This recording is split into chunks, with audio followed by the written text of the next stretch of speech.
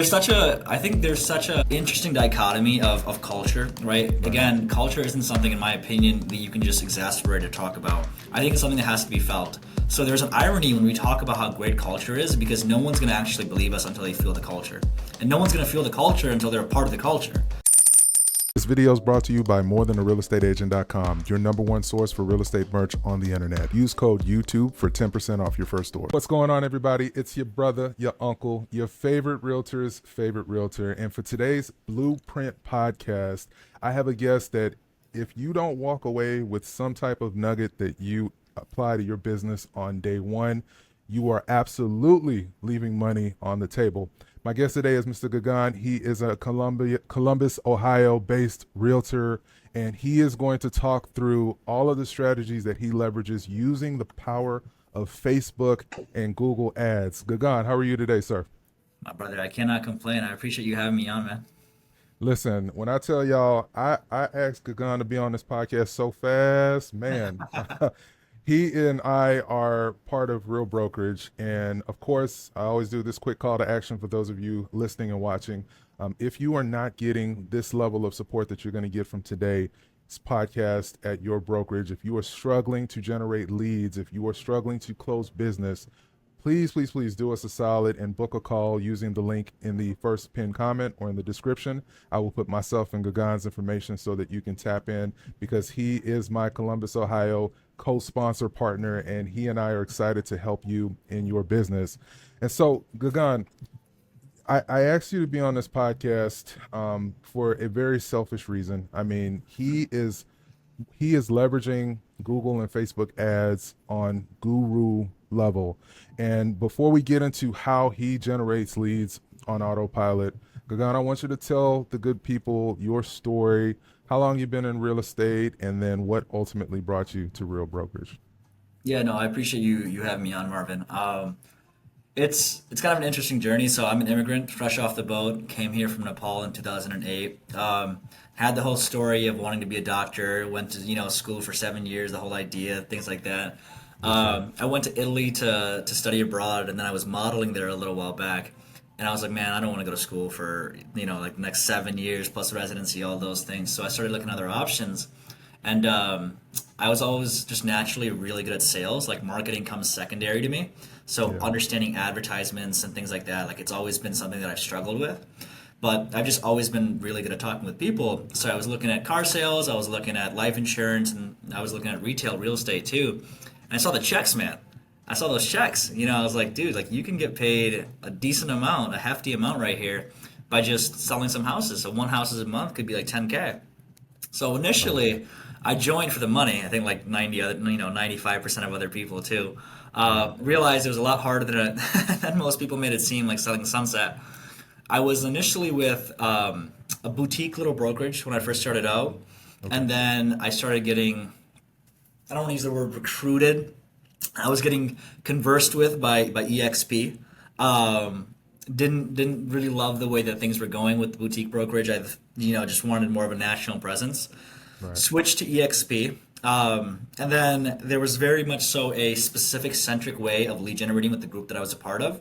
Right. And as I was making, more and more shifts in my business, and as I was growing, and a lot of my, partnerships and lead generation strategies came from other avenues, I just needed some way in which I could connect with people that were thinking like me. So I connected with Lana Rodriguez in Columbus, in Colorado Springs. Shout out to Lana, she's dope. And she brought me to Real. That was, I think, just about 9-10 months ago, give or take. And I've been here ever since, man. I have almost 100 awesome partners here. Got nothing negative to say. Awesome. And you said 100 partners that you have personally attracted to Real Broker. 100, not personally. They're not in my, like, the way that tiers work. They're not in my first tier, but they're people that my business partners, collaborations, all those things have allowed us to do. That's awesome, man. That's awesome. And oddly enough, I don't think I told you this, Gagan. I came from EXP as well. Yeah. I was with them for a number of years before ultimately making the pivot to Real. And I know Lana. I know a lot of those folks that had also come over. So it's pretty serendipity, man, that you ended up here. And how do you like it? How do you like it here at Real Brokerage so far? I love real. I think there's such a interesting dichotomy of culture, right? Right. Again, culture isn't something, in my opinion, that you can just exasperate or talk about. I think it's something that has to be felt. So there's an irony when we talk about how great culture is because no one's going to actually believe us until they feel the culture. And no one's going to feel the culture until they're a part of the culture. You know what I'm saying? So it's like, I can talk so much about how great Reel has been for me and how my production's been through the roof and how I get access to Sharon and things like that. But I think more than anything else, one of the biggest things that I can say about my experience with Reel is that everyone's experience with Reel is just fabulous, right? Like, it's Right. not just me, but my entire team has grown in production. They've gotten stocks, they've gotten revenue. Like, they're making so much more money and they're so much happier here. And I think that's the true value that I see, right? Is Yeah. because now there's not a single person that's like, I don't want to do something. Versus my previous model, there was a lot of backfighting and things like that. Every Right. person is genuinely happy here, and that's how I see us winning. I love it. I love it. And talk to me and the good folks listening about, as it relates to some of the shifts that are going on in the market. Do you have a specific area that you focus on in your business? Are you buyer focused? Are you listing focused? Where are you at in your business Yeah, primarily? so no, it's a great question. A lot of what I do is more so in the lead generation aspect, right? So when you look up my name, you're never going to see like a crazy amount of production. Like you'll see every here and there. But what I tend to do is we work with generating buyers through Facebook advertisements, through Google advertisements, through content, all these things here. And we partner up with specific people on the team that then go and traverse and, conversate and lead convert and close those buyers. Um, we we did a lot of buyer advertisements as it is, but I think with the shift in marketing as it, I guess, becomes a necessity, we're obviously being a lot more focused on listings, Right. a lot more focused on geo farming. That's one of the biggest shifts that we're integrating into our own business is farming, doing things with companies like Red Cross, doing things for Halloween, blood drives, all of those other things to really brand ourselves in a community. Right. So we're attempting that. Our team is selling more and more homes as our team begins to grow. We can then, I guess, in conjunction with that, create more opportunities for listings as well. You know what I mean? With Absolutely. mailers, flyers, door knockings, things like that. So I'll say that we're doing buyer advertisements, but I think every buyer first has to sell their house. Well, most buyers have to sell their house, right? So it really does tend to juxtapose itself with listings as it is. So we're trying to do a little bit of both.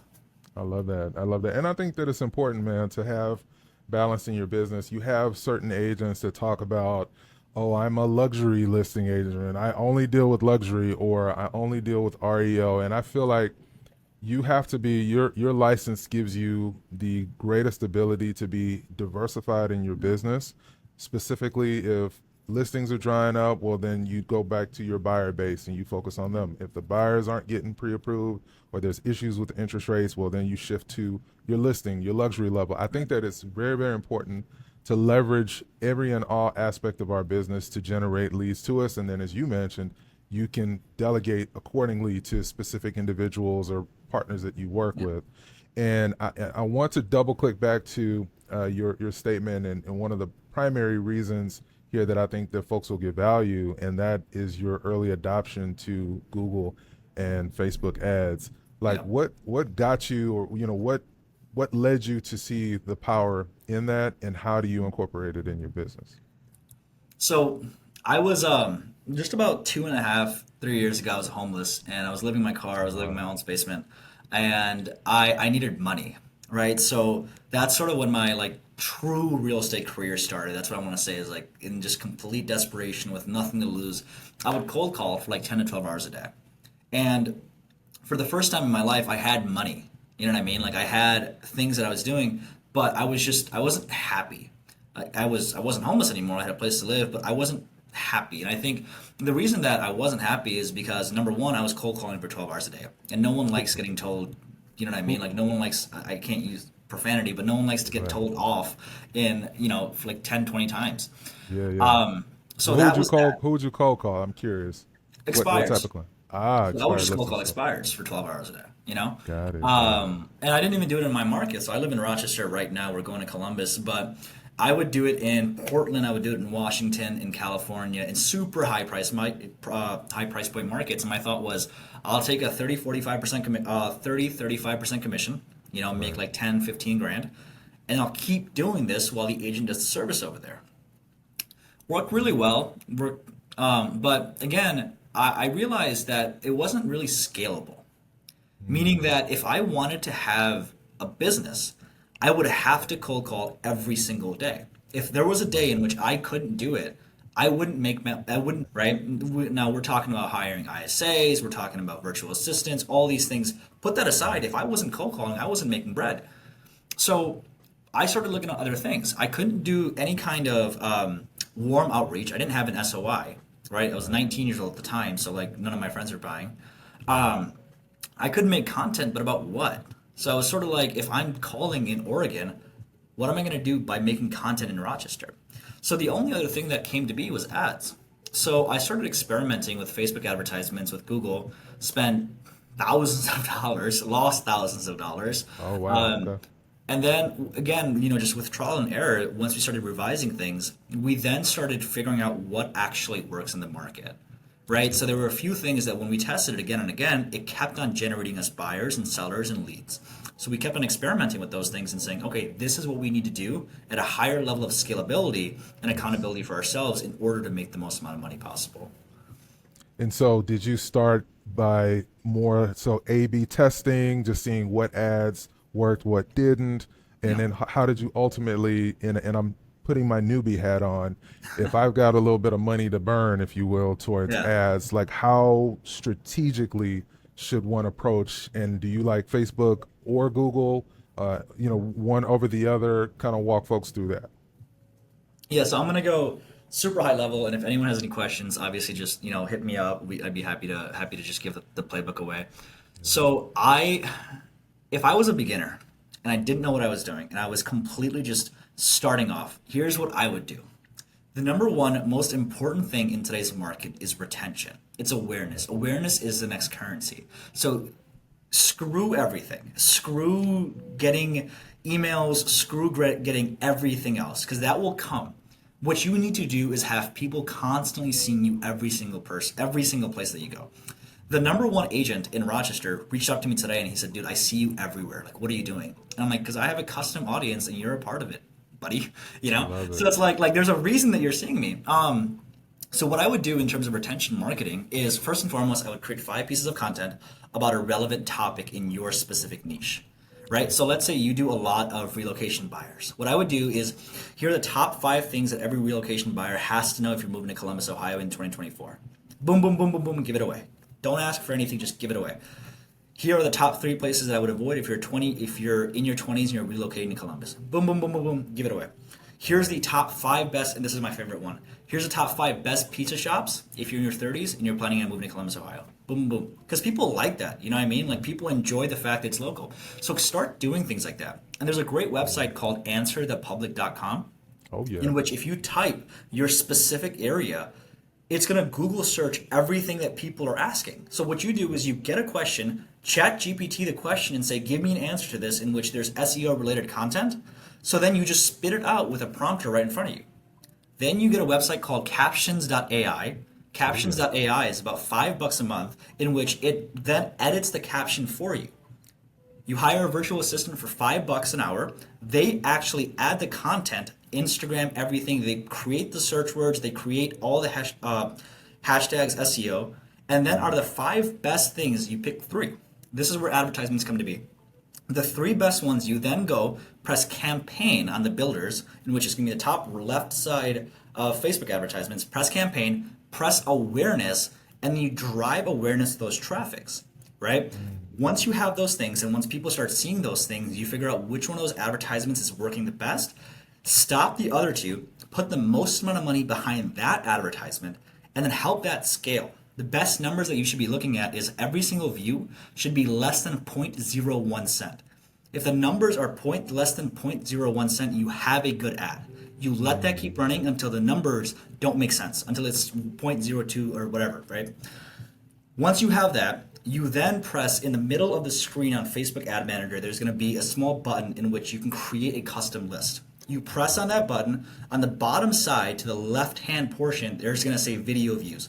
You press on that video views. On the top, it says video viewership of the last 365 days. You press that, that becomes a custom list of everyone that saw your ad in the last year. Once you have that, you then send them to a webinar on Zoom, on StreamYard, whatever it may be, and you only have 3 types of webinars. If you're looking to buy a house in Atlanta, Georgia, right? If you're looking to buy a house in Atlanta, Georgia, here's the top 3 things that you have to know. Number 1, what's your true buying power looks like. Number 2, what's actually available on the market. And number 3, a hidden strategy to help you find the perfect property for $40,000 off. If that sounds interesting to you, my name is Gagan Timsina. I'm a local realtor here, and Thursday at 5 p.m., I'm going to give away all of that completely for free. Link below. Do the exact same thing with sellers. Do the exact same things with investors. Get that going. Send them to a Zoom, right? Then you have that. You have, what's it called? Everbite. You also have Webinar Jam, in which you have a continuous Zoom. So, right, you have a continuous ad that's running, and then you have a continuous Zoom. People are signing up at this point, and you're collecting emails. Once you have that going on, the final portion of it is, and if you have any questions about anything else, or I can help you with, whatever things you have, here's a free PDF in which you have every single thing given away. Contracts, food, everything. Right. They will call you after that contract. They will call you after that PDF, because all you do is send a 3-stage email that says, hey, saw you on the Zoom an hour ago. Thank you so much. If you have any questions, just reply to this. Next one, the next day. Hey, thank you so much for being on that Zoom again. I know we all get a ton of emails. Just want to make sure this is on the top of your radar. Let me know if you have any questions. And then a week after, you say, hey, you got here. Listen, wanted to reach out final time. Don't want to be annoying, right? You're using a lot of NLP. Right. If you have any questions, let me know. This is my last time reaching out, I promise. Boom. By those 3 times, they're going to think you're famous. They're going to think you're, intelligent. Right. And they're going to like you. That's when people reach out to you. And that's what I wanted. I didn't want to just be the guy that cold called, right? Because I'm going to get told to they're going to use profanity on me. Where to go and how to get there. Yeah. So I wanted to be the guy, which people see me now, like they see me in grocery stores and they're like, I see you somewhere. Like wow. You're the guy. And that's what you want.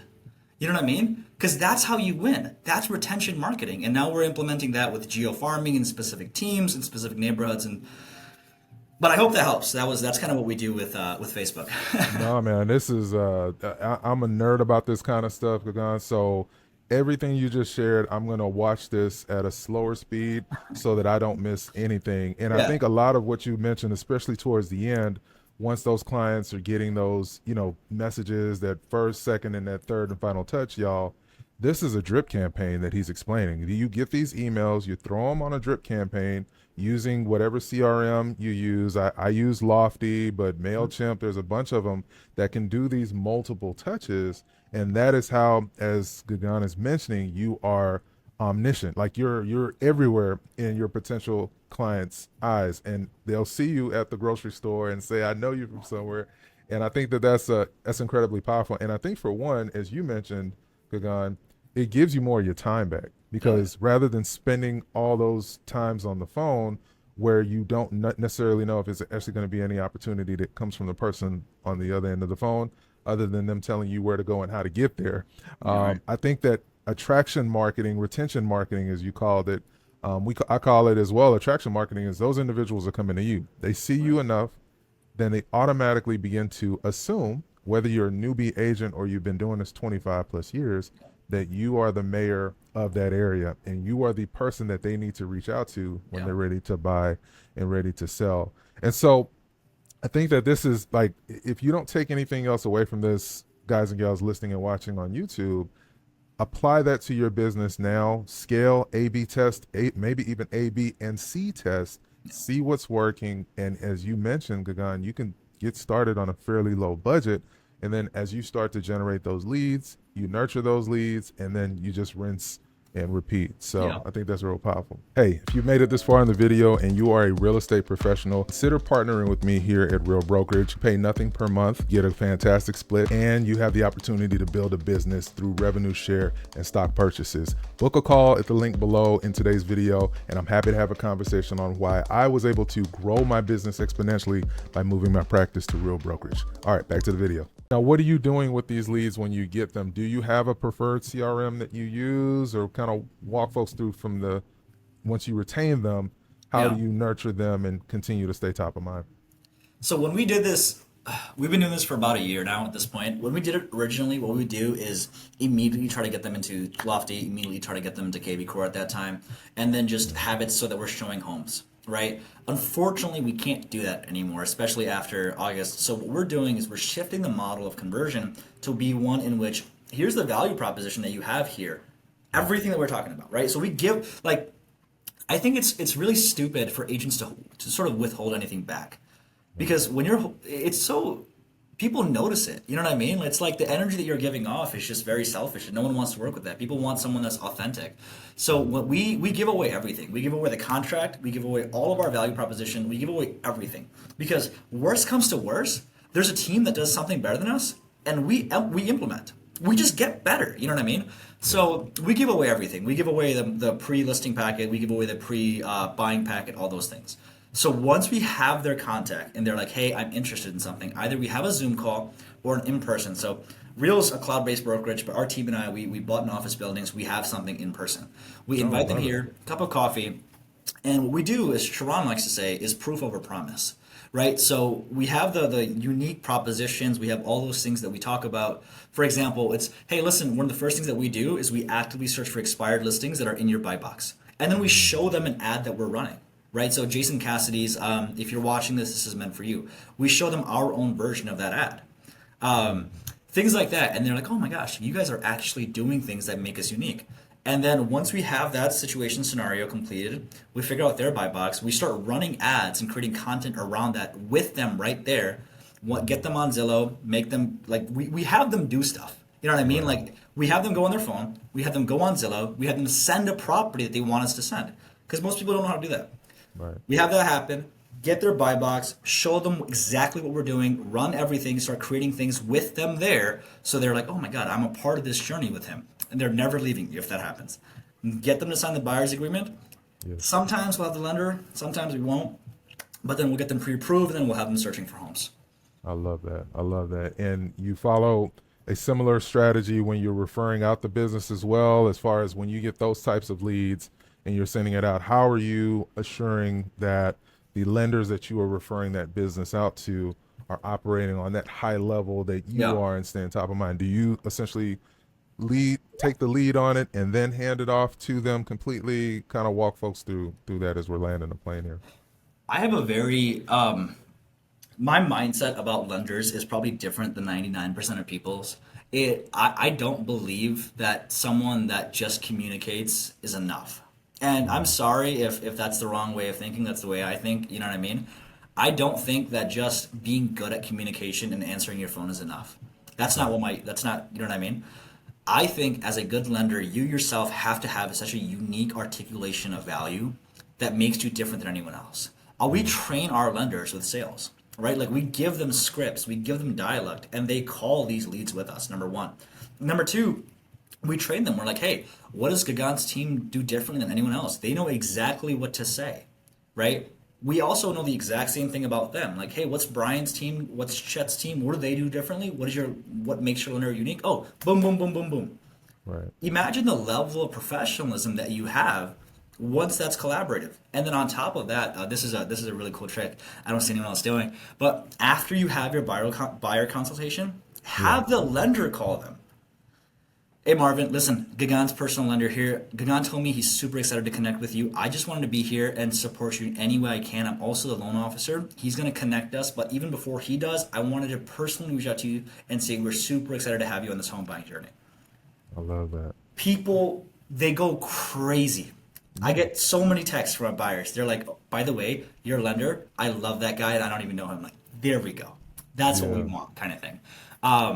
So to answer your question, I know I went on a little bit of a spiral, but to answer your question, a lot of the lenders that we have their own USPs. They have their own unique selling propositions, and they more than anything, they're good human beings. Right. You know what I mean? More than anything else, like they open their phones, but they're also empathetic towards the people, and it's like I enjoy working with you. And my buyers, the biggest compliment that they can give me is your lender was really easy for me to work with. So those are the Yeah. kind of people that we choose to.